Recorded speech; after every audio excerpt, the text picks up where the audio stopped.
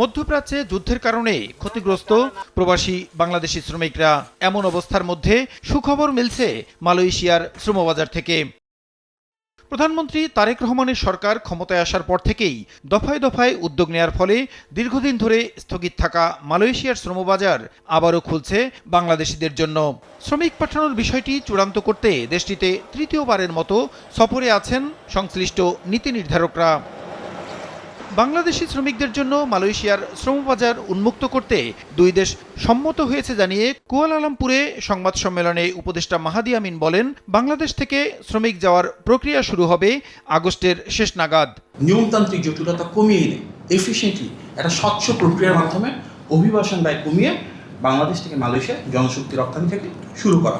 August মাসের শেষ সপ্তাহ নাগাদ ইনশাল্লাহ মালয়েশিয়া বাংলাদেশের শ্রমিকরা আসা শুরু করবেন। শ্রমবাজারটা আমরা এখন নিশ্চিত আমাদের ওপেন হবে। AKS অর্জন করলো গিনেস ওয়ার্ল্ড রেকর্ডস। AKS।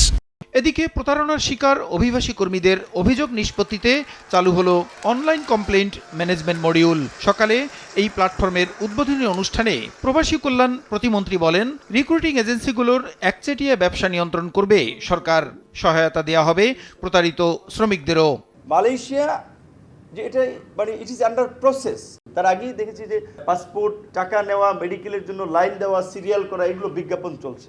যারা করছে এদের বিরুদ্ধে শক্ত পদক্ষেপ নিতে হবে। মালয়েশিয়ার সিন্ডিকেটের কিংবা শ্রমবাজারে একটা মনোপলি, এখানে মানুষকে শোষণ করা, বিভিন্ন অভিযোগে আপনারা জানেন যে মোটমাট 49টা রিক্রুটিং এজেন্সিকে প্রত্যাহার করা হয়েছে। যারা এই যে প্রতারণার একটা চক্র হিসেবে কাজ করছেন তারা ভালো হয়ে যান। প্রত্যেককে ডিবি, পুলিশ, বিভিন্ন এজেন্সি নজরদারি করছে। বিদেশে নতুন নতুন শ্রমবাজার খোলার বিষয়ে প্রবাসী কল্যাণ মন্ত্রণালয়ে তৎপরতা দেখালেও গেল 6 মাসে কাজের অগ্রগতি সন্তোষজনক নয় বলেও মন্তব্য করেন নুরুল হক নূর। বাট আমি মনে করি এখানে প্রসূন আশিস, সময় সংবাদ, ঢাকা। মাঠে বক্তৃতা